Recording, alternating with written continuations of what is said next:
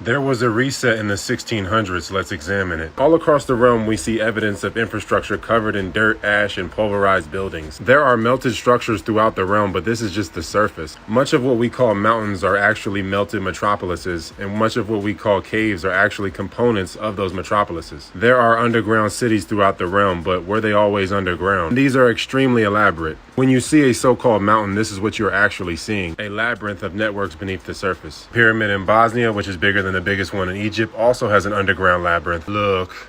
The longest so-called cave system is in America, though. Look at the subtropolis of Kansas City. This is from the so-called construction of the New York subway. You can see those bricks are way older. This is an excavation project, not a construction project. The Cheyenne Mountain Complex wasn't built, it was discovered. Similar to the Iowa State Capitol in all its glory back there, while they make these rudimentary retaining walls for it that do not match it at all. It also has a tunnel system beneath it that was excavated and reinforced. The metallic library points to a worldwide grid. Look at Notre Dame, a city beneath the city. Even down under in Melbourne. Pompeii is one of the best and most common examples of a city that was buried and then excavated. However, there is a conflict in the timeline because the screws and the tools found don't match the time period. Look.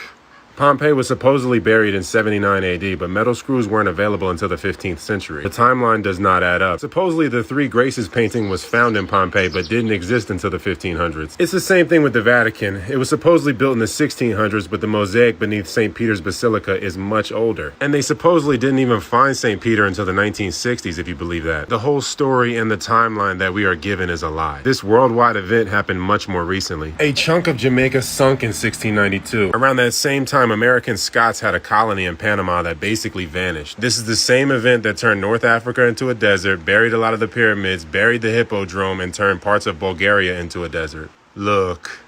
Melted building. These comets were regarded as omens for the events that came to pass. Many claim the comet of 1680 was the same comet that came by during the time of Noah and signaled the flood. And with every reset, you get reset wars. Look. So the question is, these places that are now called catacombs, are these places where people tried to hide the resets, or were they lured there? Or are these just trophies from reset wars? Only suffering seems to be associated with the depictions of the catacombs. Look at this, Roma Subterranea. What are they doing to these people? It doesn't look amicable, and a weird way to supposedly honor monks. North and East Africa began to be inhabited by man after the 1100s. That's why there isn't much of a subterranean infrastructure in sub-Saharan Africa. Though there is a little tunnel network under Kilimanjaro. We do see melted buildings in Ethiopia, though these frescoes are trash and were not made by the builders. Bantu didn't arrive until the 14 or 1500s from Asia. The Khoisan were the original inhabitants of China, and they were ran into Africa in the 1100s. Their ancestors built all these pyramids. History has been inverted, and many times only children survive these resets and reset wars, forced to restart and repopulate from scratch. Kind of like the Kang gang.